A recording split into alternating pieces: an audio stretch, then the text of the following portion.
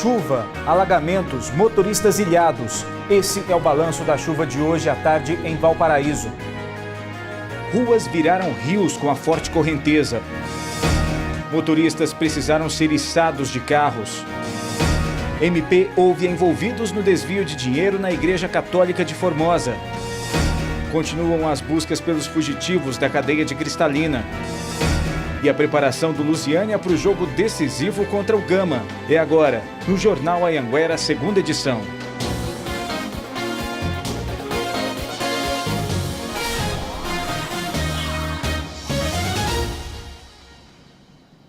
Olá, boa noite.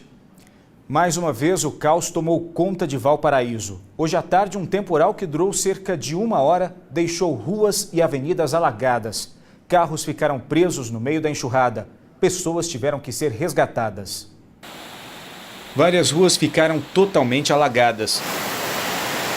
Olhando a imagem, é difícil acreditar que é uma rua. Essa marginal da BR-040 se transformou num verdadeiro rio. A força da correnteza impressiona.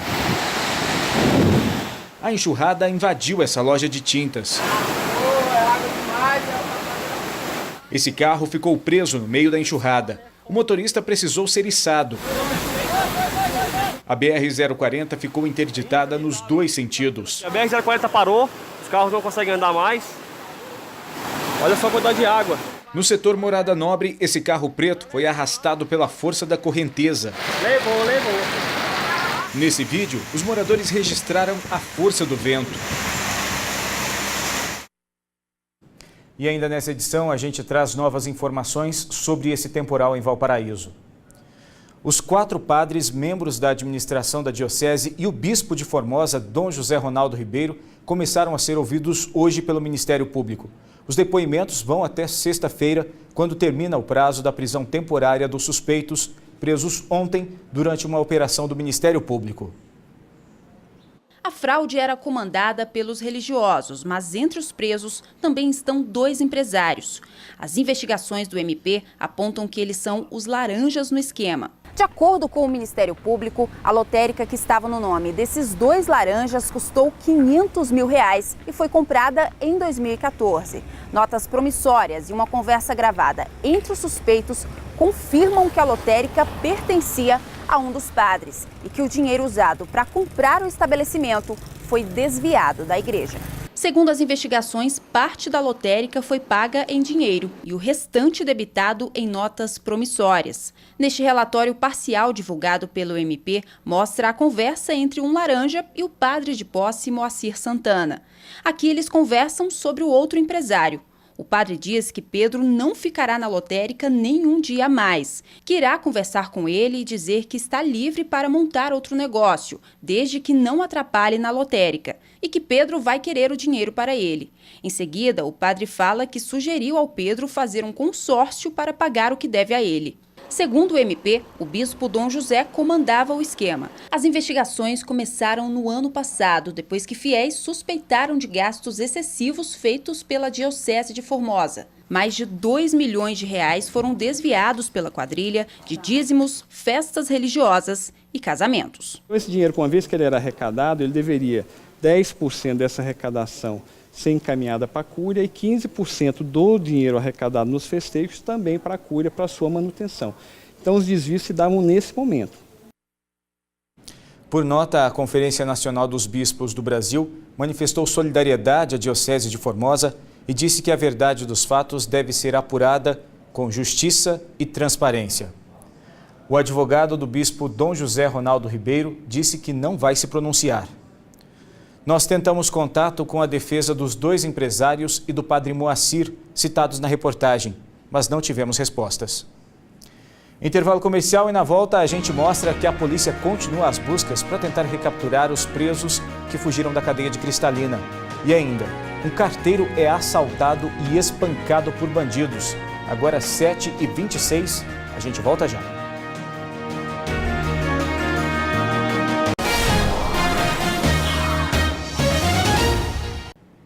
E a Polícia Militar em toda a região continua em alerta por causa da fuga de 18 presos da cadeia de Cristalina nessa madrugada.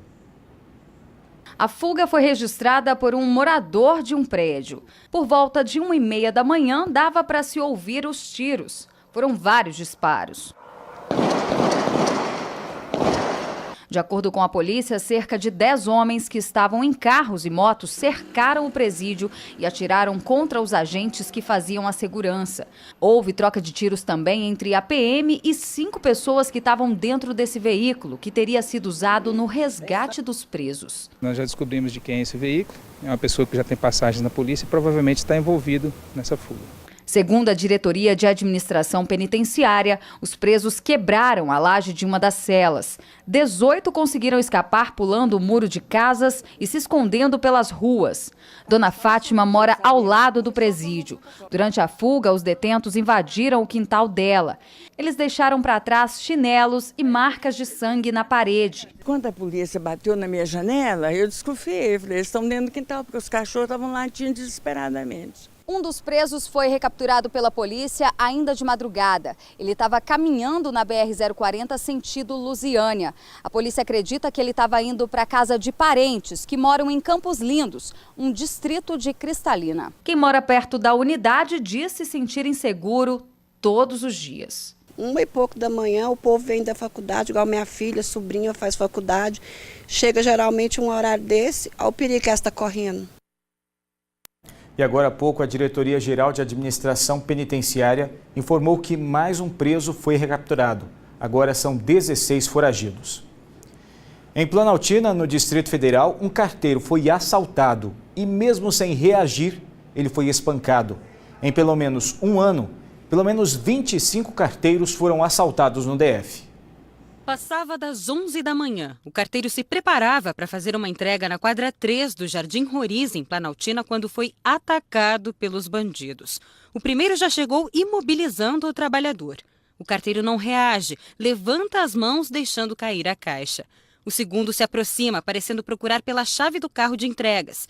E mesmo sem reagir, o carteiro continua sendo violentamente atacado. Leva 2 socos na cabeça enquanto um dos ladrões vai olhar dentro do carro. E quando já estava caído, leva mais 2 golpes. Depois da ação covarde, que durou menos de 1 minuto, o bando sai correndo, levando aparentemente 2 caixas.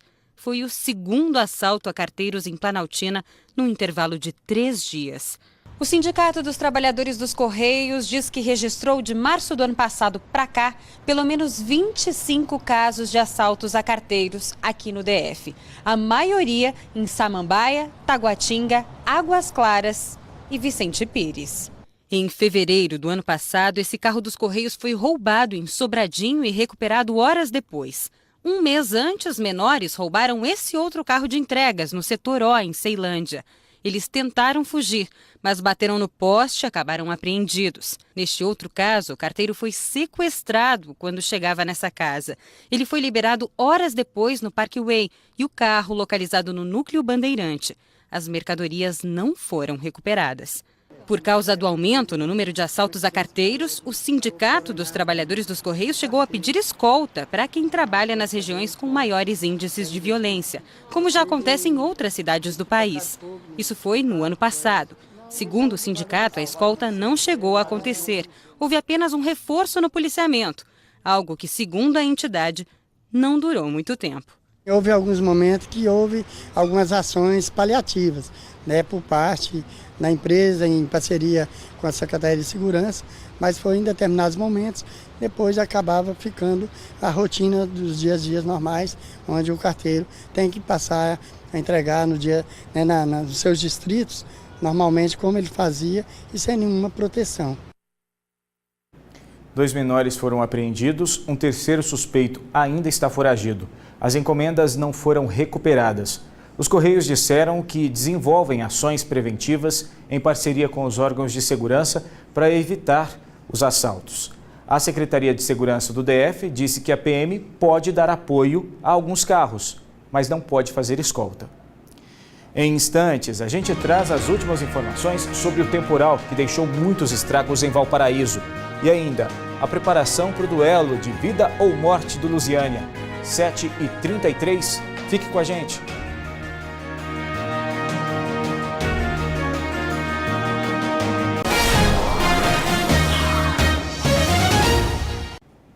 Agora o futebol, o Lusiânia enfrenta amanhã o Gama no jogo de volta das quartas de final do Campeonato Brasiliense. Na primeira partida, o Azulão empatou em casa e agora só a vitória garante a classificação.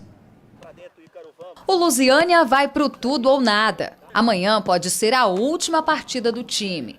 Mas não é isso que os jogadores querem. Muitos vieram de longe para disputar o campeonato, como Gilmar, que veio da Bahia e marcou o gol de pênalti do Lusiânia no último jogo.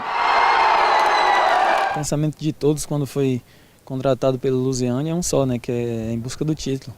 Como no primeiro jogo o time empatou no Serra do Lago, agora a obrigação da equipe goiana é vencer o jogo de volta se quiser classificar para a próxima fase. Nessa partida fora de casa, o Lusiânia vai ter que enfrentar também o 12º jogador, que é a torcida do Gama. Mas o time sabe que se abrir o placar e dominar a partida, são os candangos que vão ter que lidar com a pressão e a cobrança dos torcedores. Eles têm o apoio da torcida, mas eu também sei que a torcida lá pode virar contra eles. Então isso vai depender muito da nossa equipe, da como nós estivermos dentro de campo. O técnico do Azulão já adiantou que vai ter mudança na escalação. O time promete estar mais ofensivo. Você acha que é uma missão impossível para o Lusiânia vencer fora de casa? Não, não é impossível. Nenhum time é imbatível, né? Então já tivemos a oportunidade de classificar lá em 2016 na casa deles, então nada é impossível. Nessa partida decisiva, o Azulão sabe do favoritismo dos adversários, mas a equipe está com os pés no chão, a menos que seja para fazer o gol. Boa, Rodrigo, é isso aí. Lusiânia e Gama se enfrentam amanhã no Bezerrão às 8h30 da noite e vai ter ônibus de graça para levar os torcedores do Lusiânia. A saída será às 6 da noite, em frente ao ginásio no centro. E agora a gente volta a falar do temporal em Valparaíso. O repórter Pablo Lemos está acompanhando a situação de perto na BR-040. Pelo celular, ele gravou um vídeo para a gente. A chuva que durou cerca de 1h30 deixou várias ruas alagadas aqui na BR-040. Moradores e motoristas ficaram assustados. A polícia chegou a fazer 4 resgates de pessoas que ficaram presas dentro dos carros. Neste momento não está mais chovendo por aqui, a água já baixou em alguns pontos, o trânsito começou a fluir normalmente, apenas o sentido Lusiânia, de quem está voltando de Brasília, está um pouco lento ainda.